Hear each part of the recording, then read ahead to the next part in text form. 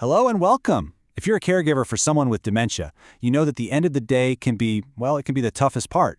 So in this explainer, we're going to break down what sundowning is, and more importantly, give you a real practical toolkit to help bring a little more peace to your evenings. Let's dive right in. This quote, it just hits home for so many people, doesn't it? That shift from a pretty calm day to a really difficult evening is a shared experience. And honestly, it can leave you feeling completely exhausted and helpless. But just understanding what's happening, that's the first huge step toward managing it. So let's start there. Let's put a name to this phenomenon and get a really clear picture of what we're actually dealing with. It's called sundowning, where sometimes you'll hear sundown syndrome. And it's pretty much exactly what it sounds like. It's a collection of really challenging behaviors that tend to pop up right as the sun starts to go down. And this isn't just someone being in a bad mood. It's a recognized pattern that's linked to their cognitive changes. And you might be surprised at just how common this is. Research shows that sundowning affects up to 20%. That's 1 out of every 5 people with Alzheimer's. So if this is what's happening in your home, please know you are absolutely not alone in this. Recognizing the symptoms is the next crucial piece of the puzzle. So what does sundowning actually look like? Let's break down some of the most common signs. You might see a sudden spike in anxiety or just general agitation. Your loved one could get much more confused about where they are or maybe even who you are. This can show up as physical restlessness, like pacing back and forth, or it can be more intense behaviors, like yelling, really dramatic mood swings, and sometimes even seeing or hearing things that aren't there. So the big question is why? Why does this happen? Well, we don't know the exact cause for sure, but the leading theory is that the changes in the brain from dementia mess with the body's circadian rhythm. You know, our internal clock that tells us when to be awake and when to sleep. On top of that, just being exhausted at the end of the day, both mentally and physically, probably plays a really big role too. Okay, so now that we've got a handle on the what and the why, let's get to the good stuff, the how. We've put together a 7-strategy toolkit full of proactive steps you can take to make those evenings calmer for everyone.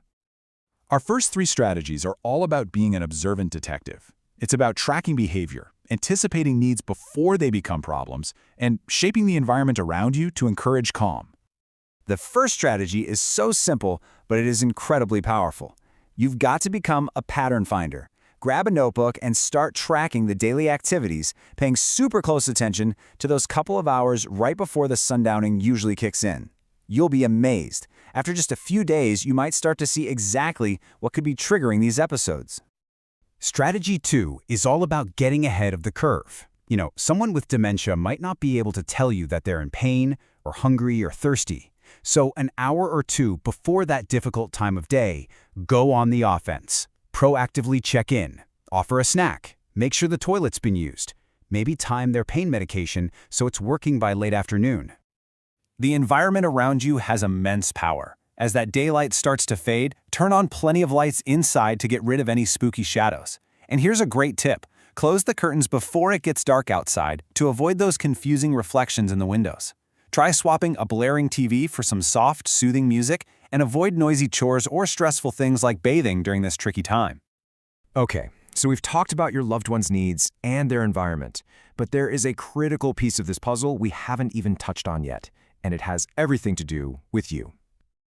So our last 4 strategies bring your well-being right into the center of the picture, and we'll focus on creating predictable, soothing routines that really do benefit everyone involved. This is so important. Your stress is contagious. People with dementia are often incredibly sensitive to our nonverbal cues. If you're feeling frazzled and exhausted, they can pick up on that, and it can actually increase their own agitation. Just taking a simple 2-minute break for yourself to breathe before things get tough can make a world of difference for both of you. Strategy number 5 is all about routine. A predictable schedule is like a security blanket.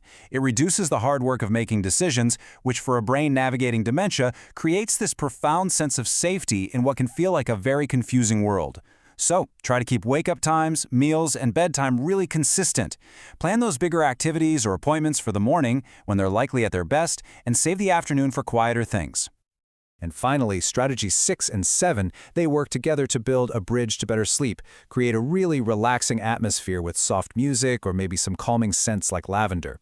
And to improve that nighttime sleep, which directly impacts sundowning, try to minimize long afternoon naps, encourage some gentle exercise earlier in the day, and definitely limit stimulants like caffeine or sugar in the evening.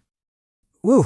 We've covered a lot of practical tips, but beyond any single strategy, there is an overarching mindset that is just so key to navigating this journey. This quote really says it all, doesn't it? There is no single magic bullet here. The real goal is to build a personalized toolkit of strategies that work for your specific situation, and then to use them with compassion and as much consistency as you can muster. And as you start trying these things, please be kind to yourself. You are navigating an unbelievably challenging journey. Every small change that brings even a brief moment of peace, that's a huge victory. Patience is probably your most important tool of all. So as we close out, I'll just leave you with this question. Looking at this whole toolkit, what's just one small, manageable change you can try to make today? Because every single step towards a calmer evening, no matter how small it feels, is a step in the right direction.